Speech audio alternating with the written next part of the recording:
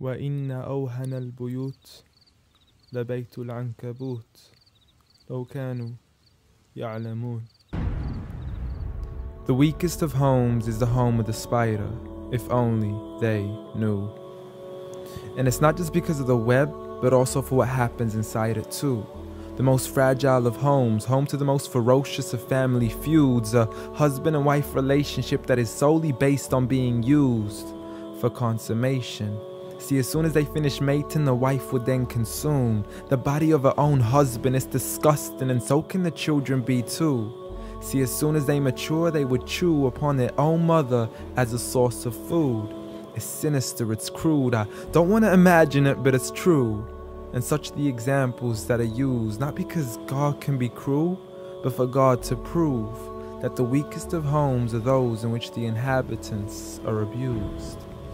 See, marriages are meant to bring happiness, and the home is a refuge of tranquility and comfort to all those who walk through. And if you ever do happen to fall into disputes, you must learn to understand that the marriage isn't always about you.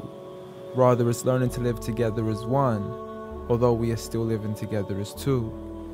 In a home where everybody knows that they belong, with love, kindness, and mercy, so we could all just get along, and there's no need for fighting every time something small goes wrong.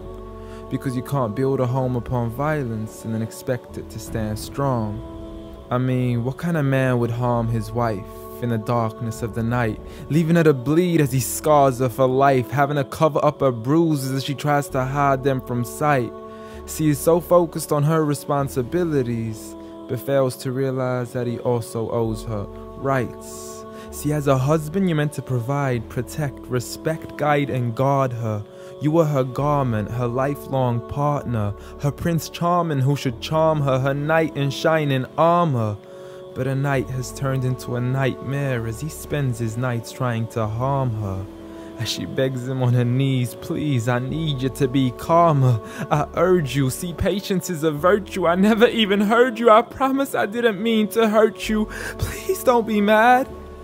And please don't let the kids see, cause it's not right for a dad. It's sickening, it's sad that such scenes are happening in reality within the homes of so many broken families. It's a calamity that we forgot what the meaning of marriage is. Did you forget that the best of you in character is he who is best to his wife?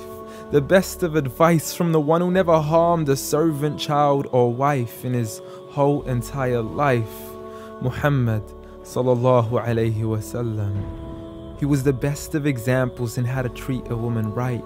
See, if his wife had cooked something he had liked, he would eat it, and if he didn't, he would leave it without expressing an ounce of dislike. He would even refuse an invitation to food until his wife had also received an invite, and he would help around the house too, just to make her workload light. He was the pinnacle of being polite. And he taught us that the strongest of men is not he who knows how to fight, but rather he who restrains his anger right at the moment of strife. So have patience, brother. I mean, you wouldn't allow it for your own mother, daughter, or sister. You wouldn't bear to watch another man punch and kick her, so the next time you even think to cause her trauma and hit her, you need to understand that she too is another man's mother, daughter, or sister.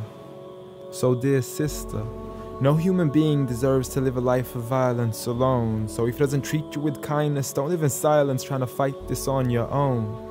Rather seek help from God first, and don't be afraid to then pick up the phone and let your people know that you are no longer willing to live in the weakest of homes. Violence against women? Islam says no.